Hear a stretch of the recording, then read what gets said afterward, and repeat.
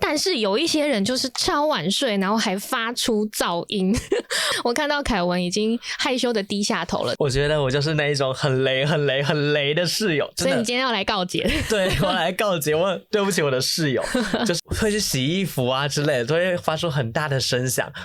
在等衣服的时候，因为一次要等1个小时嘛，就很无聊，你就会想打个游戏的时候，就开始键盘滑手声音开始，情绪一上来，声音就没办法掌控。我的天哪！所以我的室友都要戴着耳塞睡觉。我的天哪！欢迎收听青春通识课，从高中直到大学的生涯探索课。这里没有在上课，但是有课堂听不到的校园最夯话题哦。本节目由104人力银行企划制作。Hello， 欢迎来到青春通识课，我是今天的主持人 Zoe。我们现在是7月特辑，但是我们不聊鬼怪，我们要来聊聊的是我们在大学的时候，如果住宿经验的话，可能会遇到的怪室友或者是雷宿舍。尤其是大学生们，现在9月准备要开学了嘛，然后要准备入住的同学们，一定要来听听我们别人的经验，或者是你有想到你的朋友刚准备要搬去宿舍的或者是搬去外宿的赶快分享这一集的内容给他，我们要一起来听，然后一起趋吉避凶哦。同时呢，我们在 Spotify 的 Podcast 也会开放投票，让大家来票选，你觉得今天听到最雷的住宿经历到底是什么？当然也可以给我们5星好评，顺便来留言分享你遇到的最雷住宿经历，说不定我们还可以再做续集哦。那现在呢，在我面前有2位同学，他们是来自不同地区的宿舍经历。今天要跟大家分享的呢，就是他们亲身住宿遇到的雷包宿舍、雷包室友，或者是他们自己雷包本人。我们欢迎第一位同学杰伦，是来自一所大学，我们欢迎。你好，我是杰伦，各位观众大家好。那我在一所大学，我是住校内的宿舍。那我今天来分享给大家我自己的住宿经验，还有雷包室友。好，那我们再来欢迎第2位同学，是来自辅大的凯文。Hello， 大家好，我是凯文，我是来自辅大大传学城。今天要跟大家分享的是我在重庆大学当交换生的时候的住宿经验。好，我看到那个凯文已经胸有成竹的准备好自己的住宿经历分享，因为我们在录音之前其实有稍微聊过，其实2位呢在住宿的时候多多少少都有遇到一些我觉得真的是听起来超雷或者是超爆笑的经历，所以之前我们104有针对全台的大学生做过的这个问卷调查，因为我发现大家住宿的经历跟我自己本人我住宿的经历好像不太一样，因为住宿过的同学他们对于宿舍设施最在意的居然是舒适的书桌跟学习空间耶，大家这么需要学习我看到我们杰伦已经点头了，你也认为书桌是最重要的吗？学习空间我觉得比较重要学习空间就是因为做报告的时候我不喜欢被打扰。那我有因为室友他讲电话太大声，然后他就打扰到我打报告，然后我又不太方便跟他讲，我就等他，但是其实这样不太好，我觉得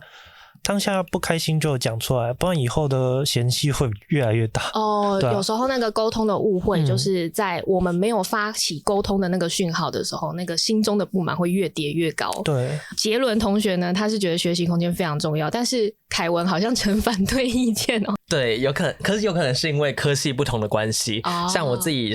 我去交换的话，我是交换表演系，所以代表说我要演戏嘛。演戏的话，我基本上都会在排练厅完成，很少在宿舍，所以我宁愿选宿舍床或者是独立卫浴。对，因为我们问卷调查的第2名，大家觉得最重要的就是这个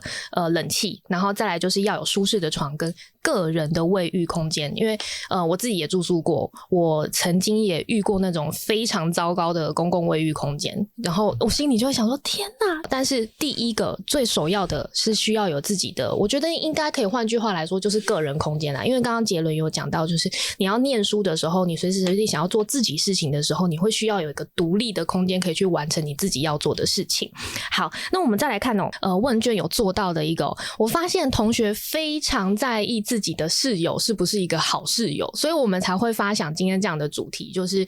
到底住宿的时候你遇到的好室友跟雷室友那会到底会是什么样的一个差别哦？大家宿舍生活啊，最重视的就是要有好室友跟好邻居，然后其次呢，女生跟男生有稍微不一样，女生呢她比较注重的第二要求就是要安全性要够，那男生的话可能注重的会是价格要合理，就像我们刚刚杰伦讲到的觉得4人房然后1万块，其实这样子价格是比较能够相对合理能够接受的。好，那整个这样宿舍条件这样子调查下来啊，其实我发现大家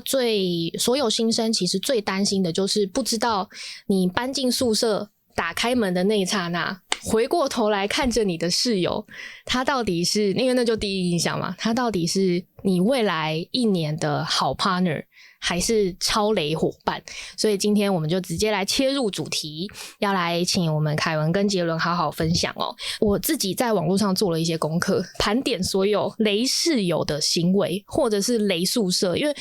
我曾经也有去过我以前大学同学的宿舍，然后一打开我真的吓到就是那个环境每一个人都站在一个小格子里面，然后那个木板透露着一种霉味，然后非常的陈旧，走进去的时候还有拐叽拐叽的声音我不知道你们有没有遇过类似的经验。那我们列出了很多雷室友的这个行为，我们就请听众一起来听听看，是不是你曾经有经历过，或者是你最怕的是哪一个。第一个就是闹钟响很久，而且他贪睡还一直按，然后就是不关，这个其实我自己一个人睡的时候我也会做这种事情。杰伦一直在点头，你有遇过这样子的室友吗？有，我大一下学期的时候，我有个室友，就算是同系的，学校安排住在一起好了，我可能会选修或者是上通识课，那每个人课程会不太一样，所以那这样子的话，他那个早八原本没课，他有通识课，他的闹钟就一直响一直响。就你原本早八是不用上课的，原本想说可以睡到10点12点，对啊，然后但是隔壁那位同学他要上课，但他反而不醒来。对，然后他闹钟不关掉，我要去帮他关的时候，他就给我醒来，然后呢，我不去帮他关，他就一直躺在那边瘫着。你是不是有曾经做过类似的事情，凯文？我觉得我比较没有，因为我去表演系的时候，我们基本上都是要练早功，所以我们都很早的起床。对，而且我有一个小癖好，就是我会跟我的闹钟比赛，看谁会先起床。如果我今天可以比我的闹钟先起来的话，我就会有个小成就的感觉。哇，这个是有很加分耶等于是你闹钟连响都不会响，对，你就起床了，或是它只会响2声，就噔噔，我就快点把它按下去。对，因为我自己在跟别人住的时候，我有个习惯是我很怕我闹钟，因为我知道我很贪睡，我很怕我闹钟会吵到别人，所以我会这个不知道好不好，我会把它转成震动，然后垫在我的枕头下面，所以我的枕头就会整个这样震动，我自己就会起床了。但是好像对脑波不是很好啦，这个不知道是不是好主意。那我记得以前我们一起上早八的时候，其实会互相叫对方起床，不知道你们会不会这样子，就是如果因为可能这堂老师他特别会当人，那7点半的时候就赶快在起跑线准备要出门了，会这样吗？有，那大家会互相叫别人起床，因为毕竟同系的坐在一起，课上的一样。我觉得我交换生会比较不同的原因，是因为交换生大部分的人都是去玩的，所以他们很少会选早八的课。可是因为我是去学习的，所以我很有早八的课，所以我都会自己一个人先起来。哦，那会不会你室友如果跟你上同一堂课，他会拜托你帮他点名？不会，因为我们都不同的科系。对，因为交换学生其实应该是台湾人都住同一寝，对，但是都是不同系不同课程，对对对对对，所以不一定会碰在一起。原来是这样子。再来一个就是一个是早上嘛，然后再来就是晚上，有些人他可能睡觉8、9点就想睡了，然后10点过后就觉得应该声音要降低了，但是有一些人就是超晚睡，然后还发出噪音我看到凯文已经害羞的低下头了，怎么样凯文？我觉得我就是那一种很雷的室友，所以你今天要来告解？对，我来告解，我对不起我的室友，就是因为我平常会排练到很晚，对，那我排练到很晚之后，会去洗衣服啊之类的，都会发出很大的声响。在等衣服的时候，因为一次要等1个小时嘛，就很无聊，你就会想打个游戏，打个游戏的时候就开始键盘滑手声音开始按，我就。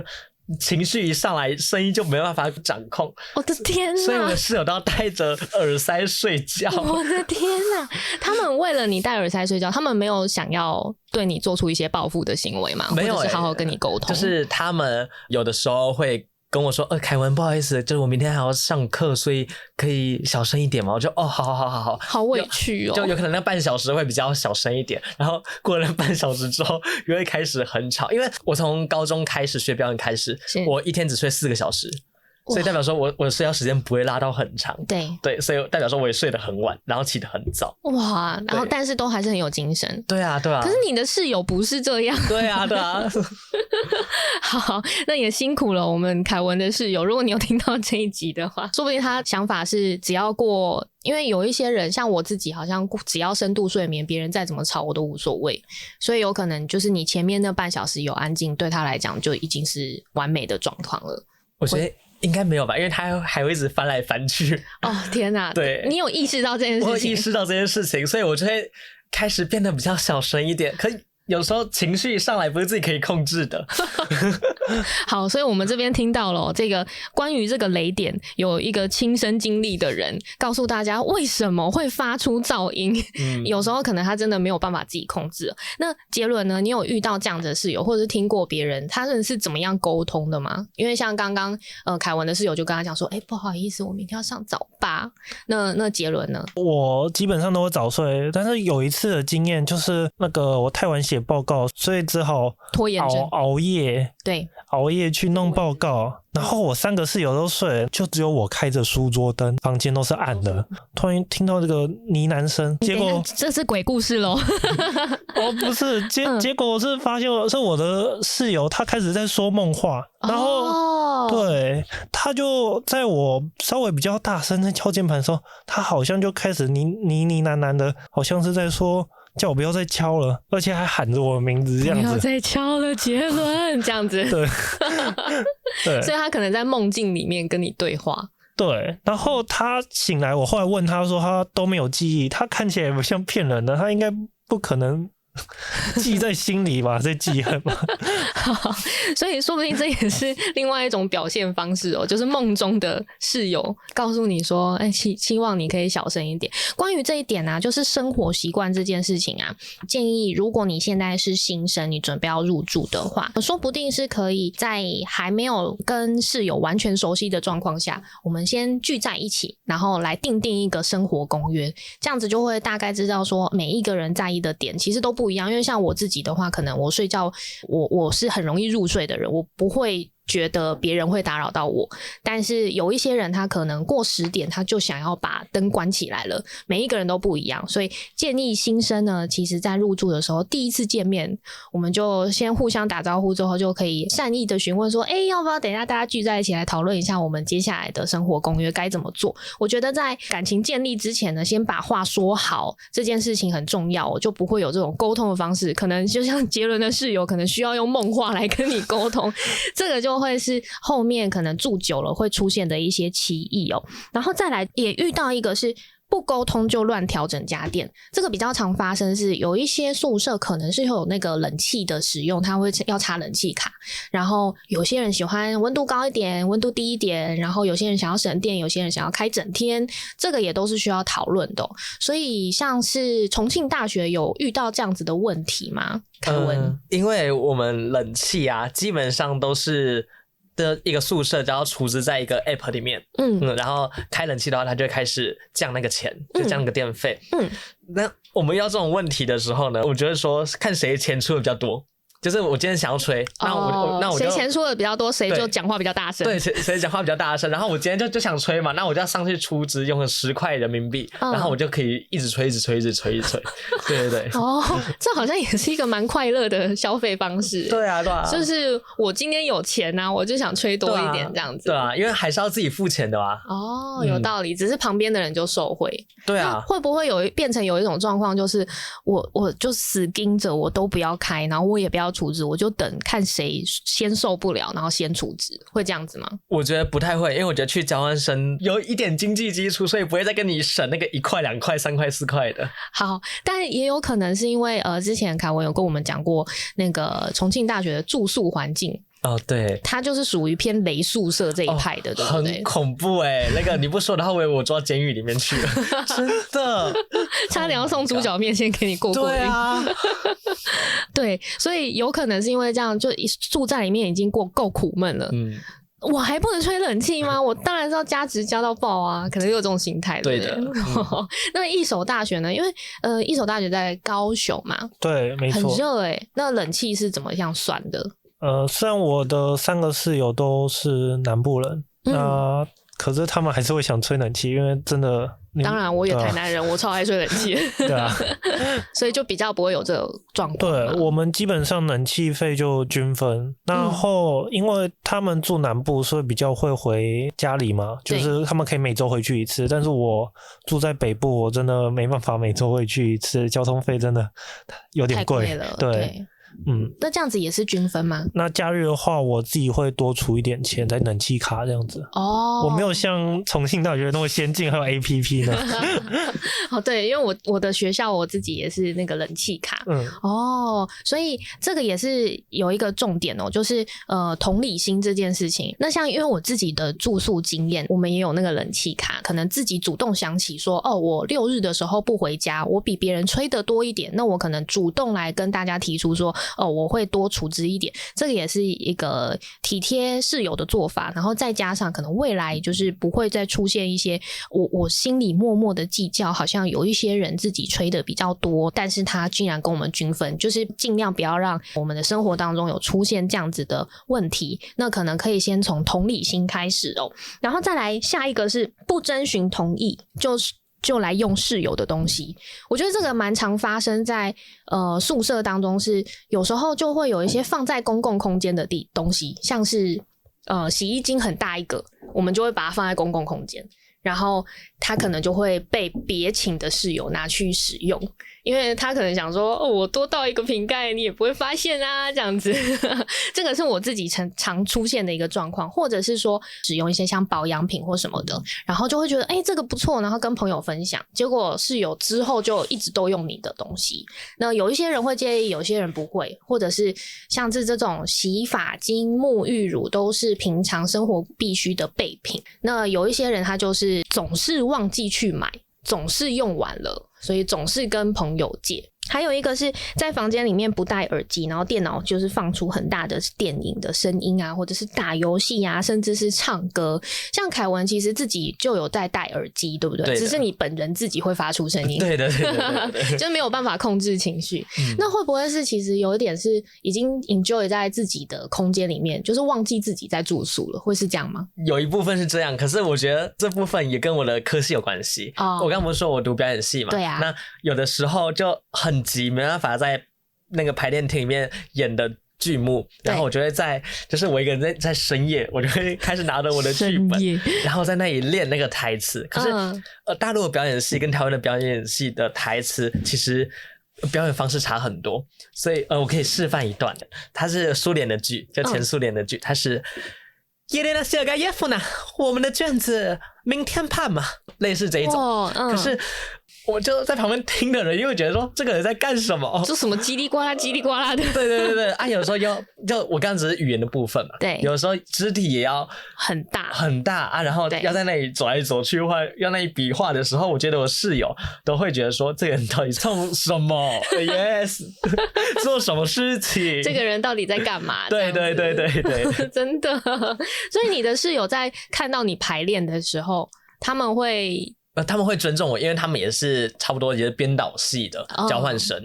他们忍一忍就过去，因为他们都住半年，对，之后我一个人住1年，大家会想说没关系，我就是这样子忍一忍就过去了。对对对对对对。你现在还有在跟你之前的那些室友联络吗？有啊有，我们都很好OK，所以还是好朋友就好了。对，还是好朋友，还是好朋友。好，那这个可能就是平常人际关系有培养起来哦。对对对，那就是在生活当中，可能他们等于是多给你一些包容。然后平常生活感情的建立，你是怎么跟他们建立感情的？我有的时候像我跟你说，像刚刚不是谈论到电费嘛，电费就大家一起 share， 可是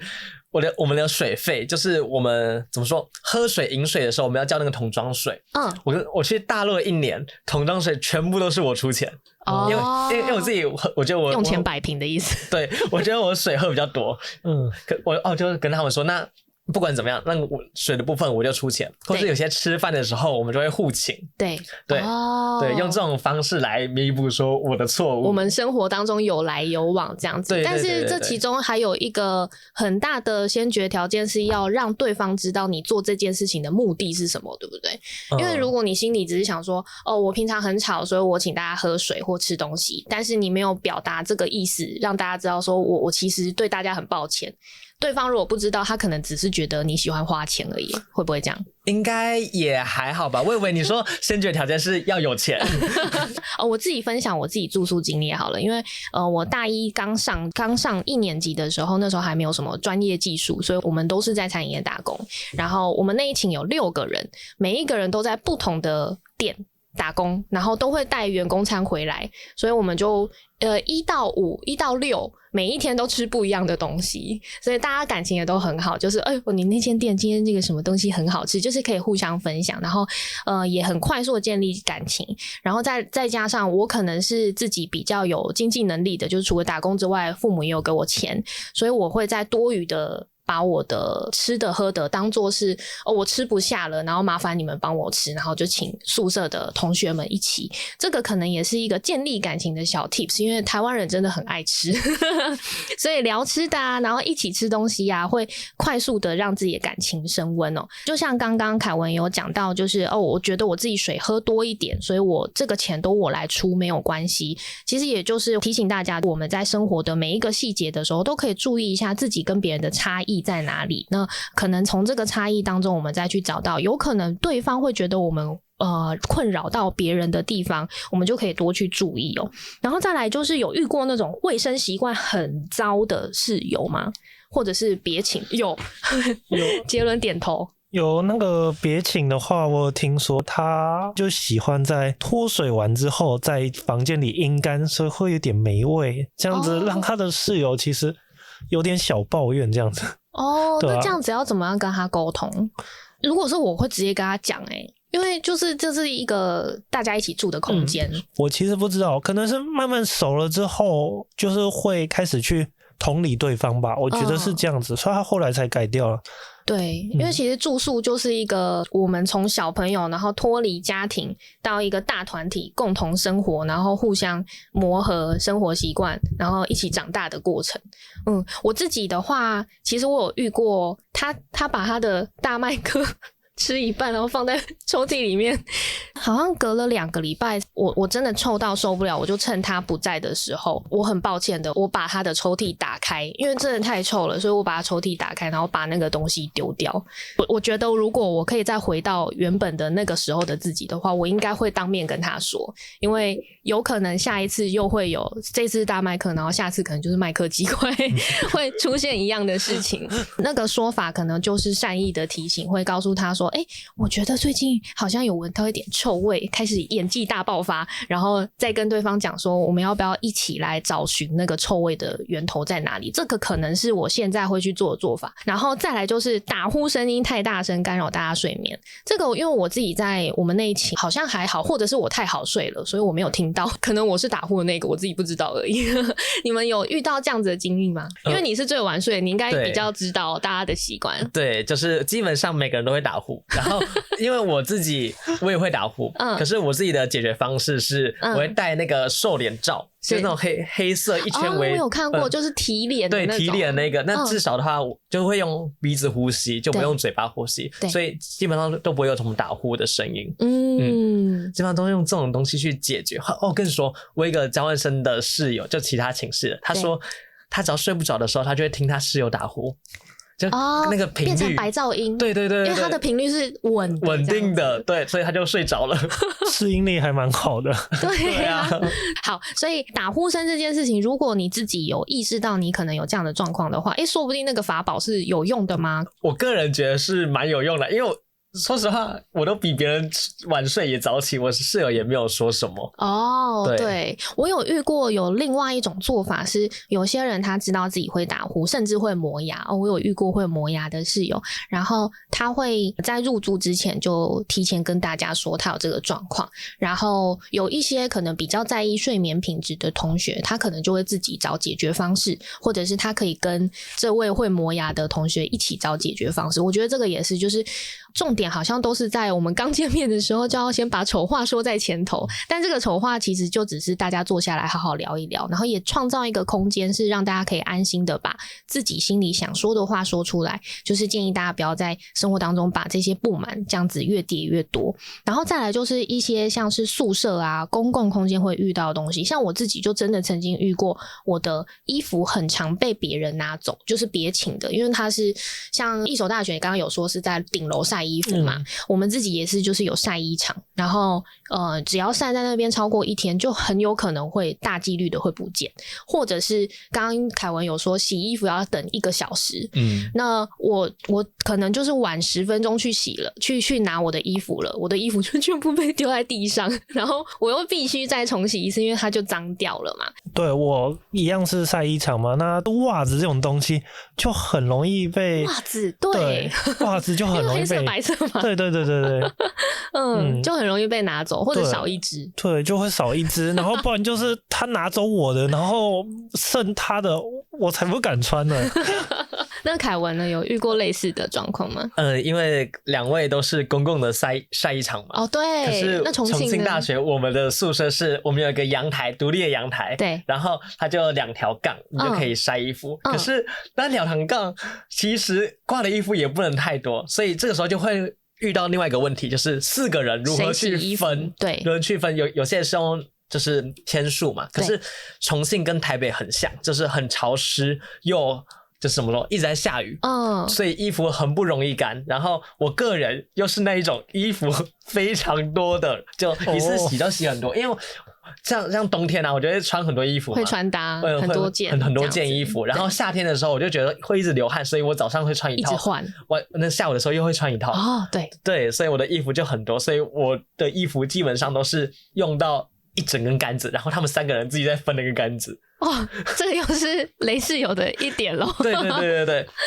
但是因为没办法，就是天气的关系，也不可能说礼拜1给你，礼拜2给我。可是如果礼拜1真的下大雨的话，那礼拜1的那个同学就晒不干了。对，然后再加上刚刚杰伦有说一个，就是什么衣服很潮湿啊，怎么解决？我跟你说，我的重庆大学的同学有教我一招，我觉得超级好用。来，就是你可以把你的消毒水，你去买一瓶消毒水，然后倒进去你的洗衣机里面，先按筒字节。然后先让它转6分钟，转完之后你再倒你自己的什么洗衣液啊，然后再把你衣服丢下去，你的衣服就不会有那个霉菌味道。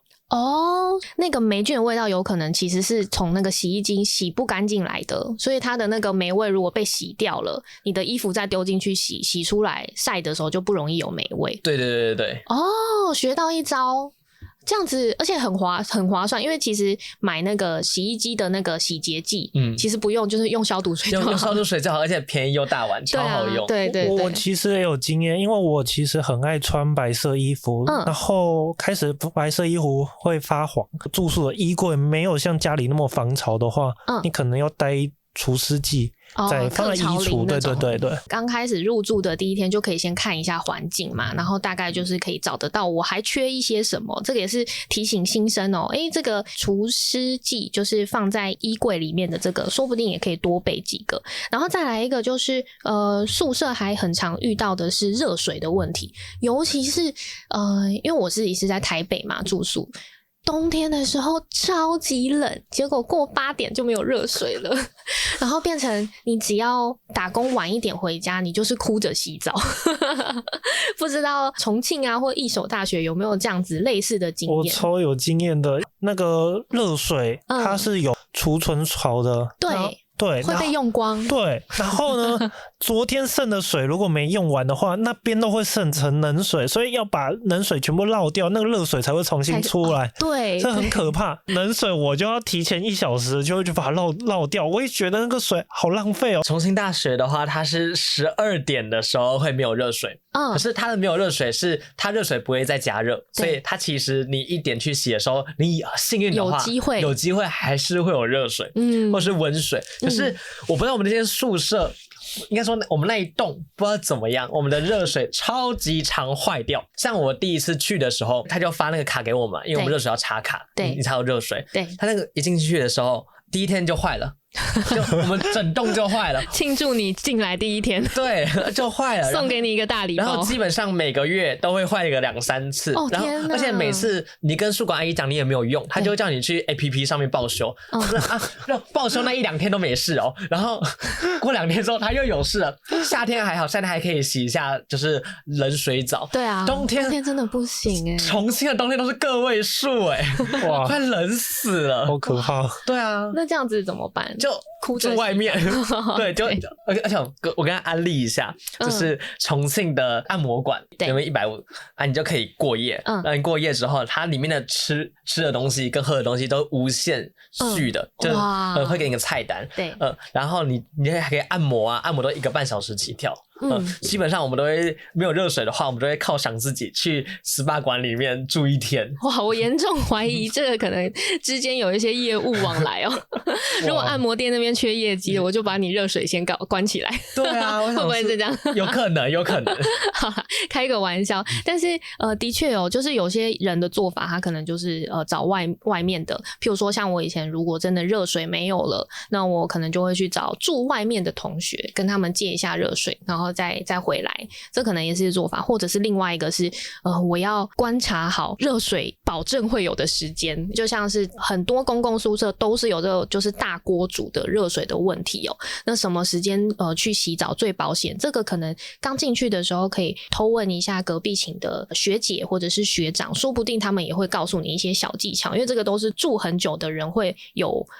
他们的一些小诀窍。所以遇到以上的那些问题的解决方法有什么？这个我们刚刚在聊天当中啊，其实有大概跟大家讲，可能第一个是我自己觉得就是在见面的第一天，我们除了互相认识彼此之外呢，就可以善意的先询问说我们要不要花一点时间，然后来定一下未来的游戏规则。那不用像是把它弄成生活公约，一条一条像法律一样定在门上，不用那么死，但是可以尽量的先了解，善意的询问对方说有没有什么生活当中一定不能接受的事情，然后也可以告诉大家我的使用说明书是什么。然后再来就是希望大家可以建立同理心，所以像是必备的耳机啊，或者是有些人真的自己很怕吵，他会自己帮自己准备耳塞等等。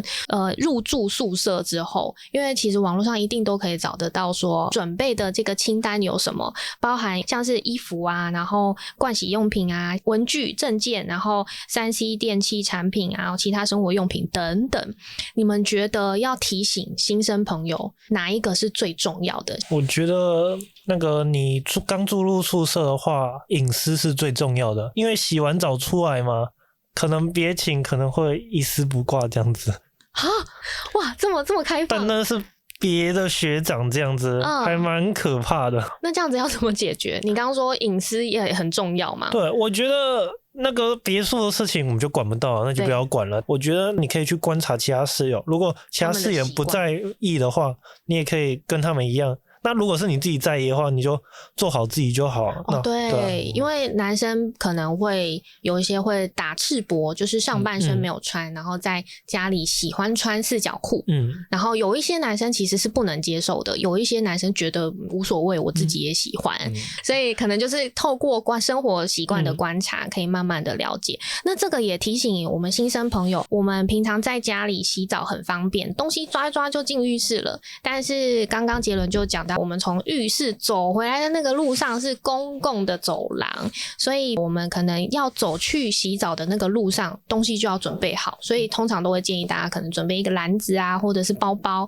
里面就会放的是我们盥洗用品之外，还有你换洗的衣服。这样子你走回去的时候才不会一丝不挂。好，那凯文呢，你有没有一些小诀窍或者是小道具是建议新生朋友们一定要准备的？我个人我不知道台湾的宿舍会不会有床帘，医院的那种床帘嘛，对，就隐私会变比较好很多。对，其实我自己在住宿的时候我有自己准备，可是我是用那个 IKEA 有在卖那个小朋友的床的隧道。它是可以架在床的两边，然后它是折叠型的，所以出去后来露营的时候也可以继续用的，推荐给大家。那个床帘有个好处，就是台湾还是重庆都会有很多蚊子，所以它有蚊帐，对，当成蚊帐，对，超好用的。而且你要干什么事情的时候，你只要把它拉起来，别人也不知道你在里面干什么。对，隐私性也非常非常的好，所以我觉得还蛮推的。如果委屈一点的话，想要在里面念书，其实也是 OK 的，因为就是一个很封闭的空间，对，很封闭的空间，对，好，所以这个是注重隐私的朋友，你可能可以做这样子一个做法。还有没有什么要提醒我们学弟学妹，就是准备要入住的同学？我有个点，就是因为我自己是大传的，所以我们很多功课都要用到电脑。对，那这个部分呢，我觉得要跟很多学弟妹讲说，你如果住在宿舍的话，如果你打算长期住在里面的话，对，那一定要买桌机，不要买笔电。这个我觉得也是很重要的 tips，因为我自己的朋友就是本来1、2年级是用笔电，后来就不行了。对啊，因为你笔电的升级空间就没有嘛，你就买来以后它就变那样子。有可能一进去的时候我钱没那么多，对，那可能我租一台2万多的，2万多的，对，我可能就是我今天大3、大4可以出去外面实习，赚比较多的钱，然后我慢慢升级上去，然后跟着课程的需求慢慢爬上去的话，压力不会这么大，而且你还可以依照自己喜欢的方式来去组装你的东西。有可能毕业之后你到职场上你还可以用，或者是你想要转到其他地方的话，你还可以卖给别人，对，比一个笔电的 CP 值好太多了，这超级推荐大家。我自己是用桌机，但是我其实觉得笔电会比较好的原因是因为我不是大众传播系，大众传播系可能会剪一些影片啊，或者是一些比较高容量的东西，但是我是3类的，那其实只要做那种报告就好，那个文件和图片其实不会占到太大空间，我反而觉得方便携带比较好。所以像是平板电脑、笔电或桌机，就是看你自己的使用习惯跟需求，然后再去做调整。那有一些重度使用者的话，就像刚刚凯文建议的，可能会建议你大1的时候不一定要准备到非常高阶的桌机，但你可以先准备一台，然后慢慢升级，这样子跟着你的需求去做调整哦。好，那我们今天的节目就先到这边咯。今天也谢谢我们凯文跟杰伦来到这边，一起来分享你们亲身的住宿经验。那也希望大家呢，如果有其他想法的话，都可以在留言告诉我们。那我们青春通识课下次再见咯，拜拜，拜拜。